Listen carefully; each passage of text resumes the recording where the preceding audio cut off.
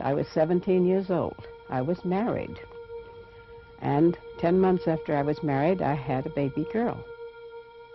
She was very ill, very jaundiced, and the doctor told me, the OB-GYN who had delivered her, told me that if I ever had another child, I would die. 3 months later, I was pregnant again. And I was absolutely terrified. So I went back to him and I said, "Am I pregnant?" And he said, "Yes."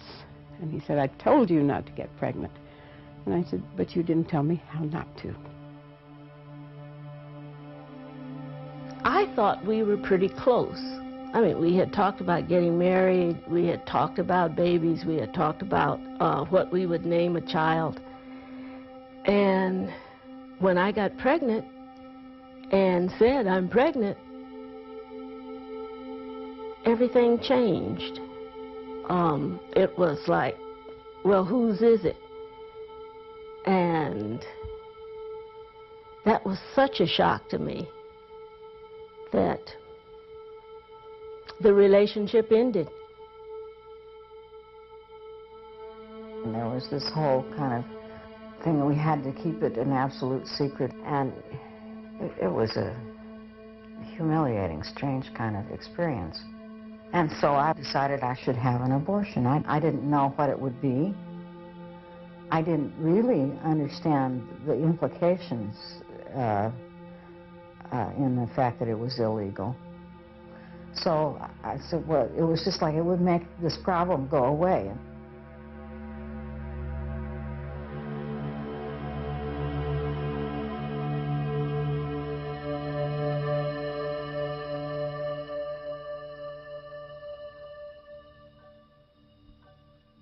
Until the mid-1800s, abortions were legal and available in the United States.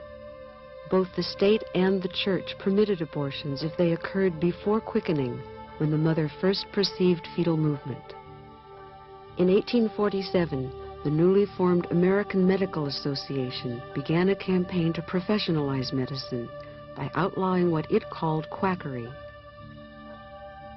Included in its ban were midwives and herbalists who had provided abortion and maternity care in their communities for centuries. During the second half of the 19th century, Victorian society began to condemn women seeking abortions as selfish, immoral, and shirking the duty of motherhood. Protestant and Catholic churches joined the medical establishment in expressing their condemnation. Meanwhile, legislation restricting abortion continued to spread, and by the turn of the century, both birth control and abortion were illegal in most states. If a woman needed medical treatment after a botched abortion, she faced a humiliating and dangerous situation. Even though infected and bleeding, she was often required to testify against her husband or lover and the abortionist before she could receive medical care. Believing I am about to die, make this my antemortem statement. I became acquainted with John Schockweiler. I had sexual intercourse with him, and in the month of May, I noticed that I was pregnant. I, Cora Alice Grimes, about to die, make this statement. On the second day of July, 1896, James Dunn, a retail merchant, gave me a packet of calomel. I took 2 doses of the calomel. I, Renetta Parker, am about to die. I went to visit Dr. Well into the 20th century, a climate of fear prevailed. I went to medical school in New York City in the 50s when abortions were illegal, and every day the city hospital that my medical school staffed would have 20 or 30 women come in infected, bleeding, and dying from abortions that they had induced themselves, and the coat hanger trick was used, and or they had a friend that had a catheter and they'd leave the catheter in until for a day or two, and she was bleeding and cramping, and they'd come in, and that's not an exaggeration. I think it was true in any major city area in this country in the 50s. Okay. When we got them, we received them like with a temperature of 105. Bleeding. Totally infected. We had some die in shock because they did not tell the truth, and they was afraid to tell the truth as to what had happened, because they knew it was illegal, and they felt like we were only getting the information to report them to the police. It's like turn me in, that I aborted myself. They was just plain housewives who felt like, I can't afford another child. I couldn't have that baby, because if I did, and I died, who would take care of the little baby I had? And so I asked the young women where I worked at a Walgreens drugstore, and I asked them if there was somebody who could help me do something. You didn't say the word abortion in those days. And they knew what I wanted. And they sent me to a woman, and she told me that she would do it for $50. This was in 1939. And $50 was a lot of money. And I worked hard, and I sold everything I had that I could get a few pennies for. And I eventually got my $50, and I went out to see this woman. And she put, I think it was a strip of slippery elm bark, and she inserted this up my uterus. And she said, now you go home, and that will swell up, and you will have pain, and you will probably have some temperature, but you will have a miscarriage. 2 days later, I had a screaming fever, and I was in such pain. And so I went back out to see this woman, and she lived in a shack. And she met me at the door, and she said, I told you not to come back. And I said, I have nowhere else to go. And so she cleaned me up, and I was so frightened, and I was in tears. And she put her arms around me like that, and she just held me up to her chest for a minute, and she said, honey, did you think it was so easy to be a woman? I'll never forget that. I'll never forget the kindness of that woman, even under those terrible circumstances. And so she said, this time you go. She gave me some aspirin. She said, don't you ever come back again. And that was the last I saw of her. And I had a roaring fever for about 3 or 4 days, and then I got better. And I went back to see my doctor when I got the money for the visit. And I told him, I said I had something done. And he said, well, I figured a smart kid like you would figure a way out of it. And I looked at him then, and I thought, how could he? How could he? This was a man trained and licensed, and he turned me away. And I had to go out and find this woman to do this.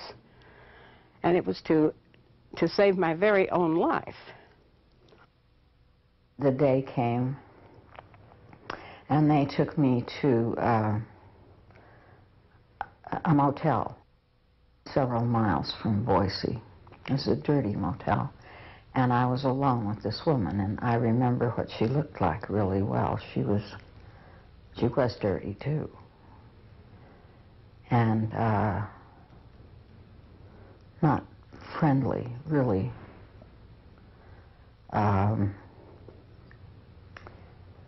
Divorced from the proceedings, and she gave me a cervical puncture, and I remember the steel tool, you know. And then she told me to go, and that there would be blood, but it would be all right. But the fact is that I didn't abort, and I just bled a lot, and it was incredibly painful, and I got a bad infection. And they started looking for a doctor because I just kept bleeding and not aborting. And finally they found a doctor. He gave me some medication to make me abort. And I aborted at home so that if he were caught, he would be able to prove that the process had been initiated before he became involved. And he explained that to me, that he wanted to be able to help other women who found themselves in my position and that the only way he could protect himself was that. And so that was, I had to do that alone. I didn't tell anyone except the father. And when I saw his reaction, I didn't tell anyone else.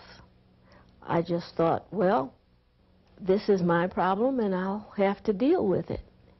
And the only thing I could do was to get an abortion, because to have a baby without a husband just was not done.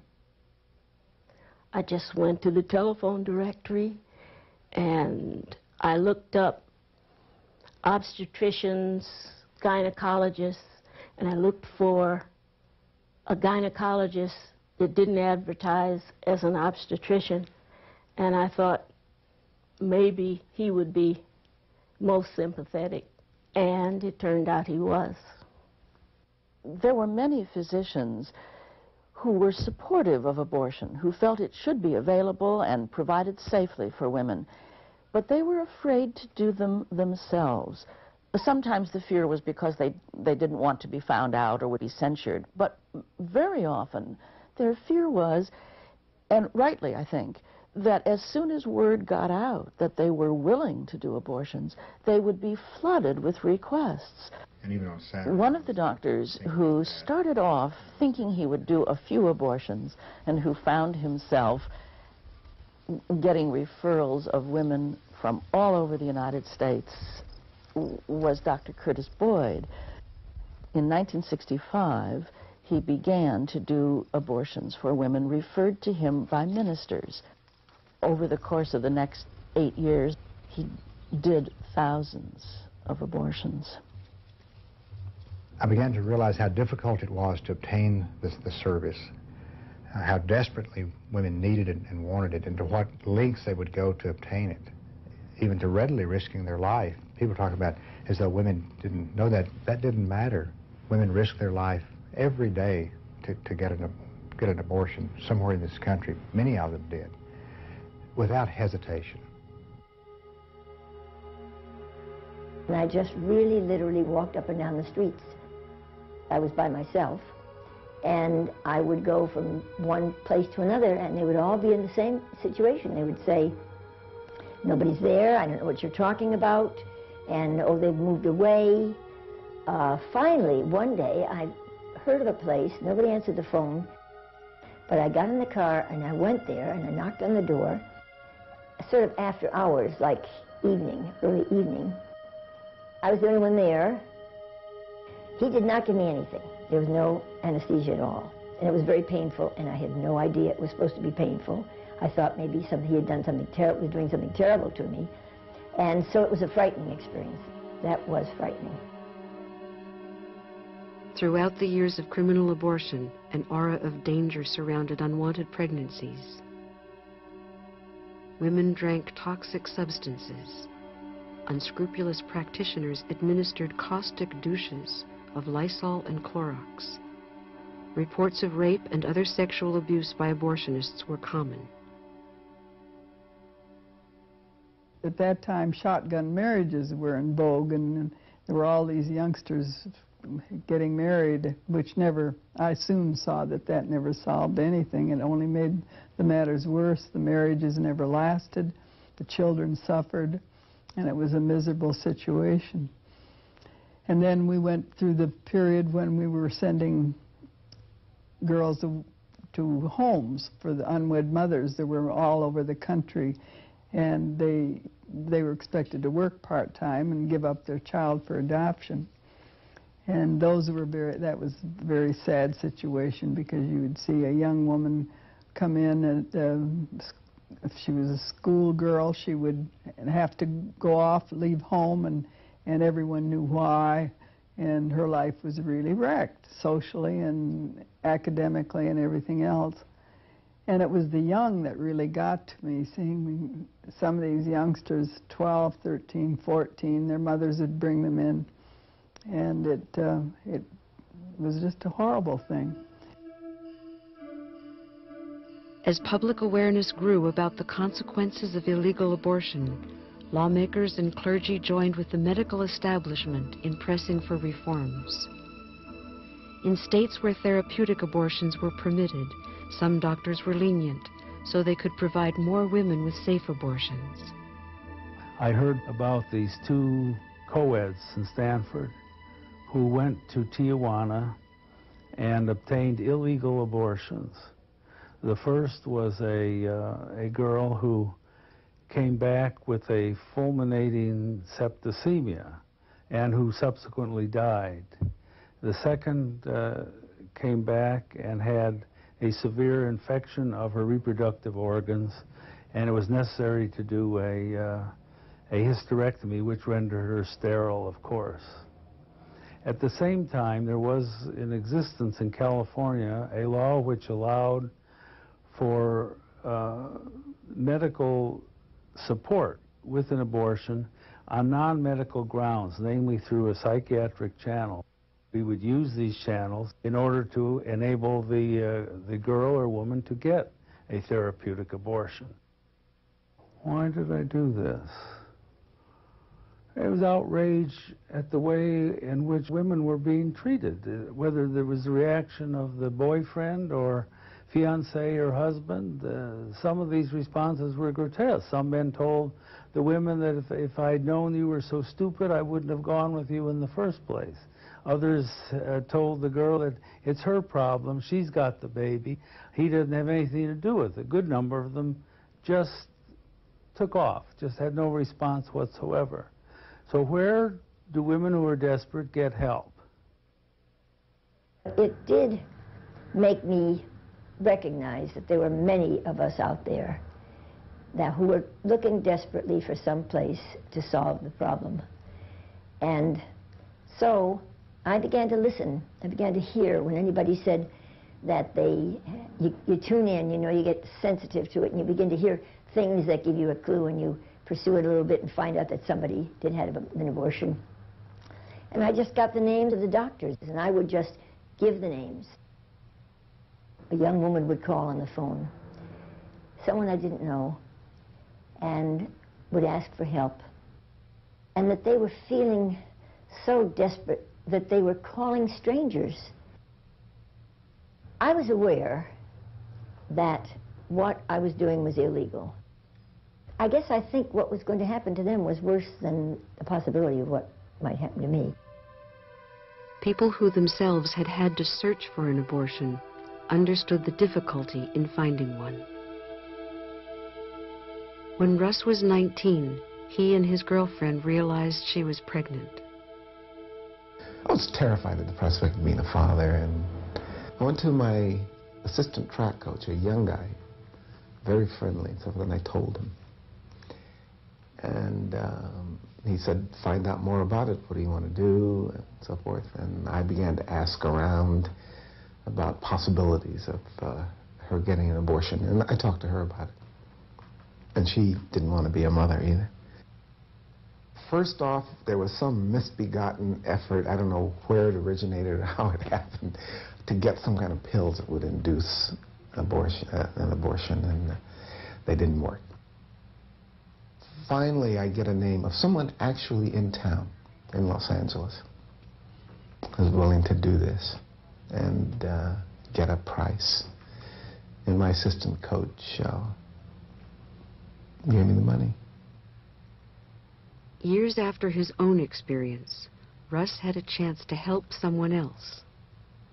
I was approached by a senior professor, a woman, who had a student, freshman, and she was pregnant. Did I, by any chance, have any information on where she might get an abortion? Well, it's interesting. I didn't hesitate. I got a name of someone highly confident that this was a good clinic in Tijuana, and she got the abortion. Well, I saw her about 2 years ago, and she came up to me and she thanked me.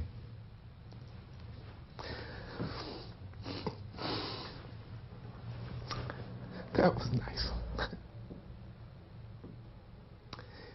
It felt a little bit like saving a life.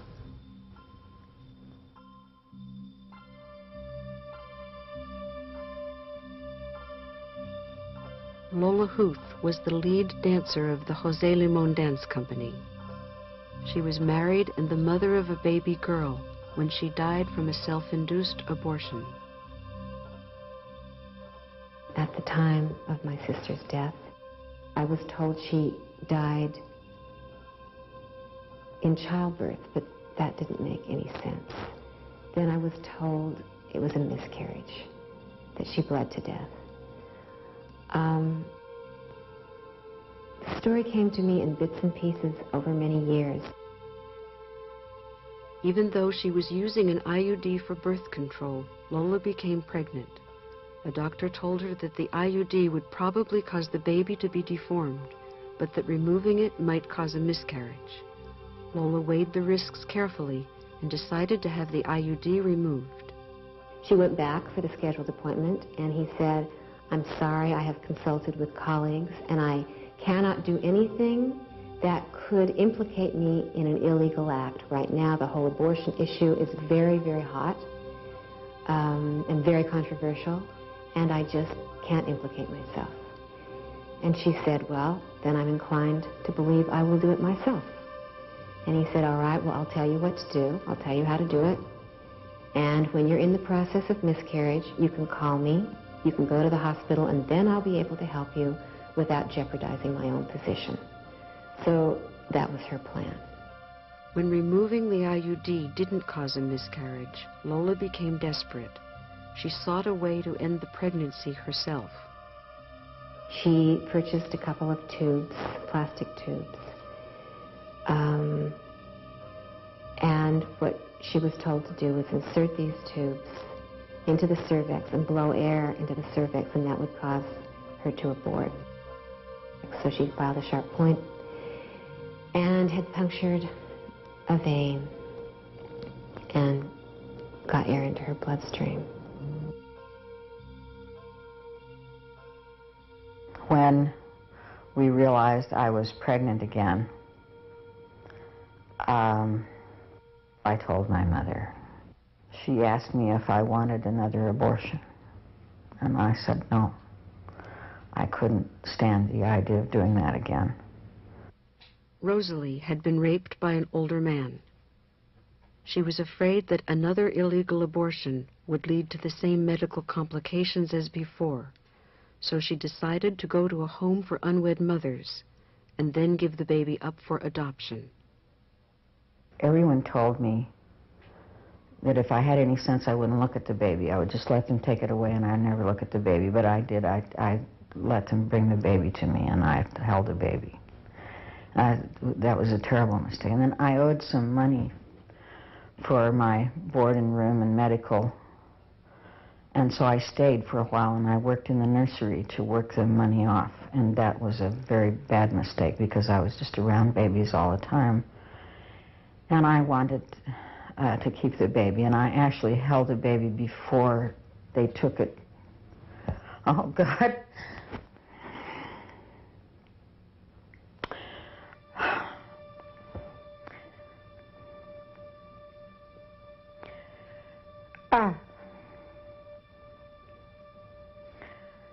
And anybody who would think that would be a great way to solve the problem is just...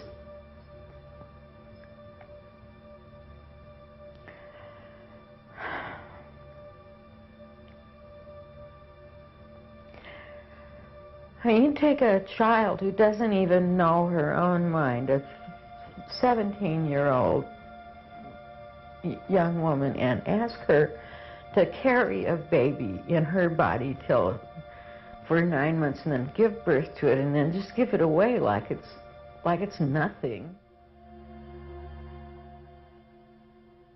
It's very difficult, even after 40 years, to admit to doing something that was against the law, that was illegal. It sort of puts you in the position of having a criminal past, and although you might not feel that what you did was in any way criminal, there's still the stigma to it. But it's a relief to be able to talk about it after all these years and say, hey, I was human. I knew that I could lose my medical license. I knew that I could go to prison. And just as I had to trust these women who came to me not to bring charges against me which could put me in prison, they had to trust me to give them good medical care and service and not harm them. And that was a scary thing in those days because you didn't always know who you were going to. You didn't know what the outcome was going to be. It was frightening for women to come from great distances to a little town in East Texas to some unknown doctor. They came by bus, by train, by car, and they had to trust that they were going to leave there intact and alive. A woman that's unhappily pregnant will risk her life to stop that particular pregnancy. And then later in her life, when conditions have changed, she will happily risk her life to have a child. This is the same woman. And I was saying to my mother, you know, we have to talk about this. It's important. We can't, when you're in conversation with people, you tell them that your daughter died giving herself an abortion. We have to all start telling these stories. You know, that it isn't just some anonymous person that nobody knows who's had an abortion, but people right next to us in our community, in our lives, and some of them don't survive.